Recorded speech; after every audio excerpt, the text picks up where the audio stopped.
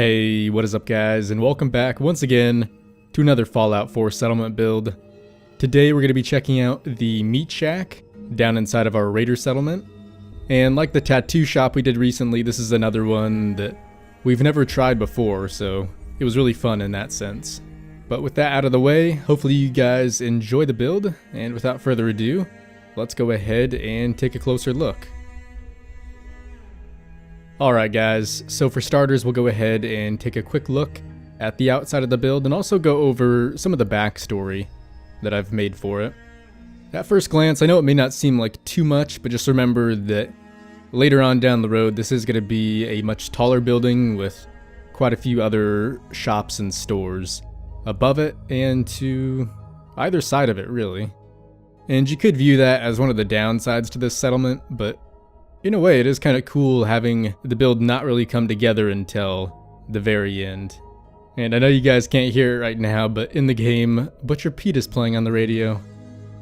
But anyways, moving on, the name of this shop is the Meat Shack.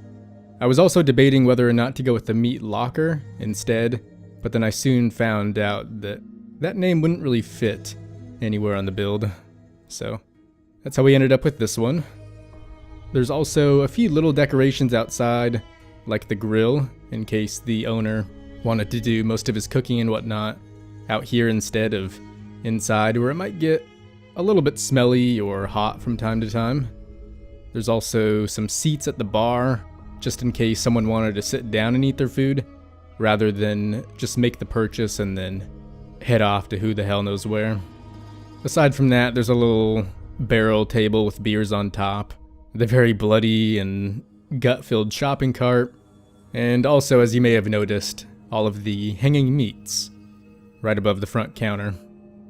Now, I was going to show this off from the inside instead, but I think doing it from out here may actually give us a bit of a better view. So, really quick, these are just the assortments of meat.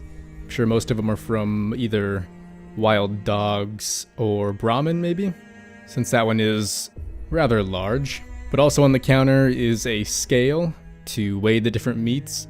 And so maybe that way the amount of caps you paid would have to be a certain fraction of the weight of the meat you were purchasing. And like I said, you could also eat out here, so that's why we have the tray of food and the beer as well, along with the bell, cash register, and cap stash, just to serve the owner's need when it comes to storing money or serving customers. Like I mentioned, I do want to go over a bit of the backstory before we head inside. So some of you may have realized already this guy is wearing NCR gear. And at first I was thinking, okay, maybe the raider here just killed a member of the NCR and just chose to wear his stuff around as somewhat of a pride thing. But to me that just seemed a little too simple.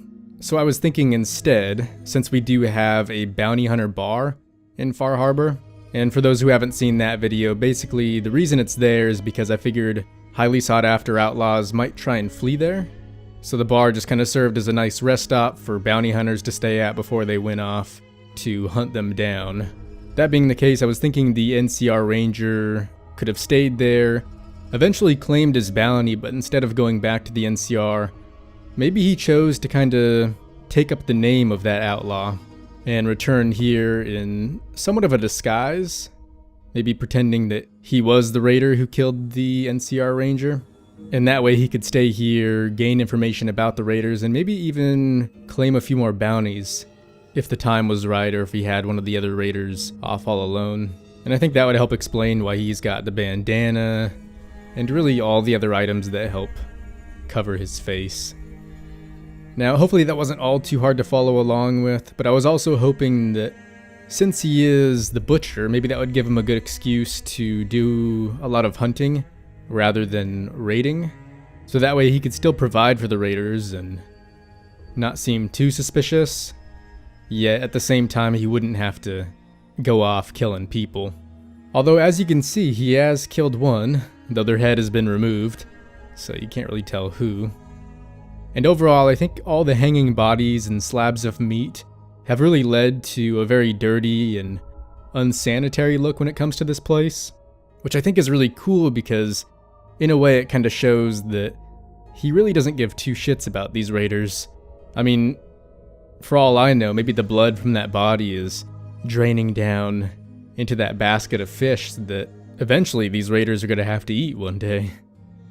So for the most part, you're going to notice as we go around here that either everything's really bloody or all the meat is just laying out on really the dirtiest of places.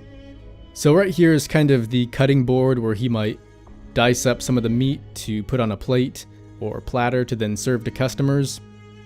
And that's why there's this trough of excess blood and guts to the left of that. And also the table, which like I said is where he would sort of prepare each of the meals. Oh, and then another small thing that I've put down to, once again in a way, kind of show that he came from Far Harbor are the various magazines. I think there's about 3 Islanders almanacs in here, and they all have to do with cooking food and whatnot, or even hunting for that matter. Also in this area are some more tools up above the preparation table, I guess you could call it. And then to the right of that, there are some hanging radstag, which I think are one of the coolest details to this build. And just to kind of give it my own touch, I've thrown a bathtub beneath them, just to make it seem like if they were still bleeding or if their guts were falling out, at the very least, maybe they would tumble down into the bathtub rather than onto the floor. Towards the middle, I know we kind of took a quick glance at this already, but just in case you guys wanted a bit of a closer look, once again we have the body, a basket of fish, and then I think this might be part of a rad scorpion, but as you guys can see, it's kind of dripping blood down onto the container, which is kind of a cool touch. Then over here, this is sort of the personal area for the owner of this place. He doesn't really have a name yet, although I guess since the Butcher Pete song was playing on the radio earlier, maybe we ought to just call him Pete. But anyways, over here we have another one of his weapons, and I tried to make it look somewhat similar to the rifle that the NCR Ranger was using in one of the original New Vegas trailers, although I think that was actually the anti-material rifle. But above that we have a stealth boy, just in case he ever needed to escape from this place, say if his identity was blown. And then I think the key would just simplify that he really does enjoy keeping his stuff locked, especially since a lot of the stuff behind any of the doors in here have the potential to really give away who this guy really is. I know for the most part I was really trying to make this place very dirty, but I was also thinking about if he ever wanted to make himself a meal and how he might want that to be a bit more sanitary. So what I've done is included the sink and really just various cleaning supplies on this table to the right hand side, which is pretty much the exact opposite of that one to the left where there's really just blood all over and food sitting out pretty much wherever it'll fit. Oh, and I almost forgot, since most of the meat we've seen thus far has been rather small, I also chose to throw in a pretty big and dangerous slab of meat, and that's the, I guess, main torso, or that could even be a thigh, but it belongs to a death claw. And I would hope that that kind of goes to show that this guy really means business, and he's really not afraid to go and hunt down whatever's available, even if it means risking his life.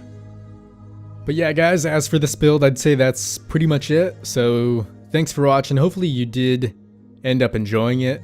And like usual, feel free to let me know your thoughts down in the comments, or if you have any ideas for future builds you might want to see me try, I would love to hear those as well. I've got my fingers crossed that this guy survives his time between now and next episode. But anyways, thanks again for watching, guys, and as always, I will see you in the next one.